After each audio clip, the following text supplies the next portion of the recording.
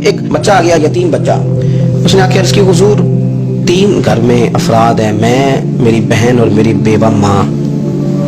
والد حضور چلے گئے اور آج نا 3 دن ہو گئے روٹی کوئی نہیں کھائی.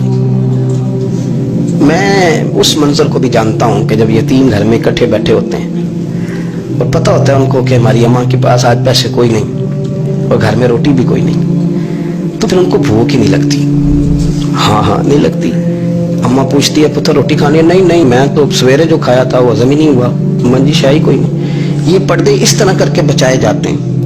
ایک دوسرے کو تسلیاں دینا، ایک دوسرے سے پیار کا بڑھ جانا، ایک دوسرے کے لیے جذبات اور طرح کے بن جانا حکمت الہی کے تقاضے ہوتے ہیں. یا رسول اللہ صلی اللہ تعالی علیہ وسلم، بیوہ ماں ہے، یتیم بہن ہے، 3 دن سے کھایا کچھ نہیں. قربان جائیں وہ گھر جہاں سے کائنات کھاتی ہے ساری. حضور نے فرمایا بلال جا کے ساری ازواج مطہرات سے پوچھ گھر میں کیا ہے. حضرت بلال کہتے ہیں میں سارے گھر ہی پوچھ آیا، ٹٹول آیا، ٹوٹل 21 کھجوریں نکلی. یہ 2 جہاں کے شاہ ہیں اور پاس کچھ رکھتے نہیں. 2 جہاں کی نعمتیں ہیں، ان کے خالی ہاتھ میں حضور کے سارے گھر کو میں ڈھونڈ 21 کھجوریں نکلی تو لا کے میں نے پیش کر دی تو حضور نے ڈائریکٹ اس کو نہیں دی، نبی پاک نے اپنے ہاتھ پہ رکھ لی. اور کہتے ہیں پھر حضور نے نا اپنا منہ مبارک قریب کیا کھجوروں کی. صحابہ خود فرماتے ہیں کہ یہ جو حضور نے منہ مبارک قریب کیا ہے نا تو نبی پاک برکت کی دعا کر رہے تھے. 21 کھجوروں پہ برکت کی دعا ہوئی.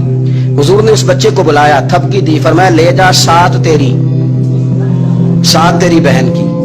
انہیں معمولی نہ سمجھنا ہوا تو حضرت بلال کہتے ہیں حضور 3 بھی دے دینا کبھی تو 30 سال ختم ہی نہیں ہوتی.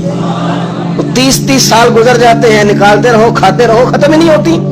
حضرت سیدنا ابو ہریرہ رضی اللہ تعالیٰ عنہ فرماتے ہیں حضور نے فرمایا 7 تیری بہن کی، 7 تیری والدہ کی، اور 7 حضور نے اور بھی تلقین فرمائی. فرمایا ایک سویرے کھایا کرنا، ایک شام کو کھایا کرنا. یہ لے جا.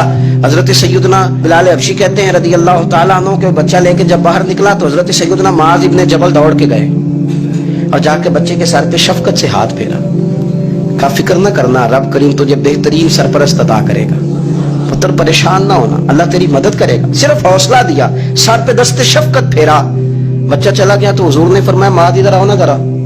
یا رسول اللہ حکم ہو. فرمایا کس چیز نے تمہیں اٹھایا بچے کے سر پہ ہاتھ رکھنے کے لیے؟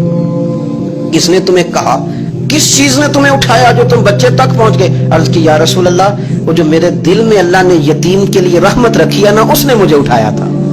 اور میں نے جا کے اس کے سر پہ دست شفقت پھیرا تو حضور فرمانے لگے سن پھر، جو کسی یتیم کے سر پہ خالی ہاتھ بھی پھیر دے، جتنے بال اس کے ہاتھ کے نیچے آئیں گے نا رب اتنی خطائیں معاف کرے گا، اتنی نیکیاں دے گا، اتنے درجے اس کو بلند کر دے گا. خالی دست شفقت ہی پھیر دے. دینا دلانا تو بعد کی بات ہے، اس کا خیال رکھنا. تو یہ جو ہمارے مدارس ہیں نا ان میں اکثر بچے غریب ہوتے ہیں، لیکن کچھ بچے تگڑے گھروں کے بھی ہوتے ہیں، مالدار گھروں کے بھی ہوتے ہیں. اس میں اگر کوئی ایسا بچہ آ بھی جاتا ہے نا جو یتیم ہے، کمزور ہے، تو اپنے آپ کو محسوس نہیں کرتا کمزور، کیونکہ وہ یہ نہیں سمجھتا کہ میں یتیم خانے میں آیا ہوں. اس کے ذہن میں مائنڈ سیٹ یہ ہوتا ہے کہ میں مدرسے میں آیا ہوں اور میں پڑھنے کے لیے آیا ہوں. اور چونکہ وہ کچھ وزادار بچے، مالدار بچوں کے ساتھ وقت گزارتا ہے، اسی دسترخوان پہ بیٹھ کے کھاتا ہے، اسی کلاس میں سب کے ساتھ بیٹھ کے پڑھتا ہے، تو اس کی عزت نفس مجروح ہونے کی بجائے طاقت پکڑتی. وہ برابری کی سطح پہ جب آتا ہے تو اسے محسوس ہوتا ہے کہ مجھے عزت دی جا رہی. اس لیے مدارس اسلامیہ میری نظر سب سے مضبوط جگہ ہیں جہاں مساکین کی، یتیموں کی، غریبوں کی صحیح معنوں میں کفالت بھی ہوتی ہے، تعلیم بھی ہوتی ہے، عزت بھی ہوتی ہے، تربیت بھی ہوتی ہے.